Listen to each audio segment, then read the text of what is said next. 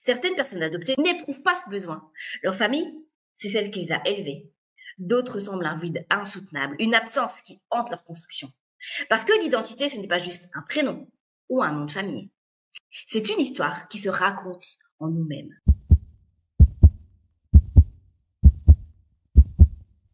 Bienvenue dans Adoption, graines d'amour, le podcast qui plonge au cœur des histoires poignantes et inspirantes de ceux qui ont été touchés par l'adoption.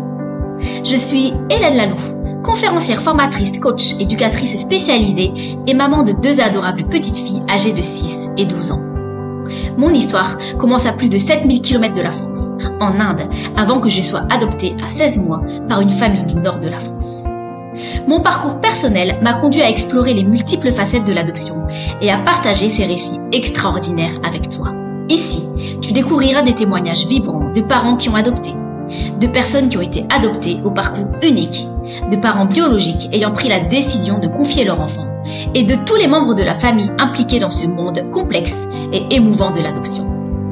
Mes invités partagent des récits de résilience, d'amour inconditionnel, de perte et de découverte de soi. Chaque épisode dévoile des parcours exceptionnels où espoir et douleur, joie et défis s'entrelacent. L'adoption, avec ses multiples facettes, révèle comment les liens du cœur peuvent transformer des vies et surmonter des épreuves significatives. Chaque histoire d'adoption est un voyage d'émotions et de révélations qui mérite d'être entendu. Comment trouver sa place dans une nouvelle famille? Comment forger son identité entre 2 histoires de vie? Comment vivre pleinement l'amour malgré les blessures? Nous explorerons ces thèmes avec profondeur et empathie. Ce podcast célèbre la diversité des expériences humaines et explore la puissance transformatrice de l'amour. C'est un hommage aux liens qui nous unissent, au-delà des différences et des épreuves. N'oublie pas, chaque rencontre peut tisser des liens qui changent une vie. Imagine un miroir éclaté en plusieurs fragments. Certaines pièces reflètent ton visage avec clarté.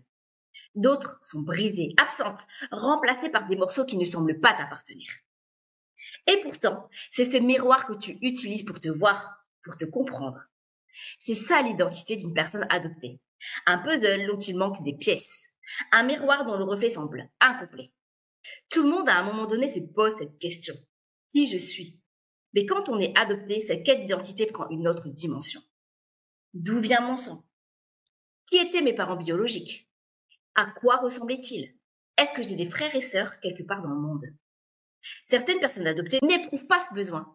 Leur famille, c'est celle qui les a élevées.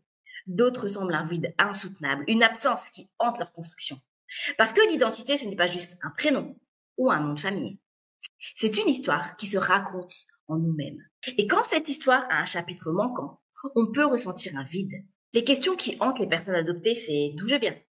C'est une question qui n'a pas d'âge. Enfant, on remarque qu'on n'a pas les mêmes cheveux, on n'a pas les mêmes traits que nos parents adoptifs. Adolescent, on ressent ce malaise diffus, ce sentiment d'étrangeté, sans pouvoir l'expliquer. Adulte, on cherche des réponses, des morceaux de notre passé pour avancer. Et puis, il y a cette autre question, plus douloureuse encore. Pourquoi moi? Pourquoi moi et pas un autre? Pourquoi a-t-on fait ce choix de me laisser? Qu'est-ce qui s'est passé ce jour-là? Cette question est terrible, parce qu'elle ouvre la porte à l'incompréhension, à la culpabilité. On cherche un sens, une explication rationnelle. Mais parfois, il n'y en a pas. Et puis, il y a les autres. Les phrases toutes faites, celles qu'on entend toute notre vie. Tu as de la chance. Tu devrais être reconnaissant. Bien sûr, être adopté, c'est avoir un foyer, une famille, un avenir différent. Mais cette phrase sous-entend aussi n'est pas d'autre émotion que la gratitude. Comme si le fait d'être adopté devait annuler la douleur de l'abandon. Et puis, il y a d'autres phrases, celles qu'on entend encore et encore. Tu viens d'où? À l'école, à l'université, au travail, dans la rue. Toujours cette même question.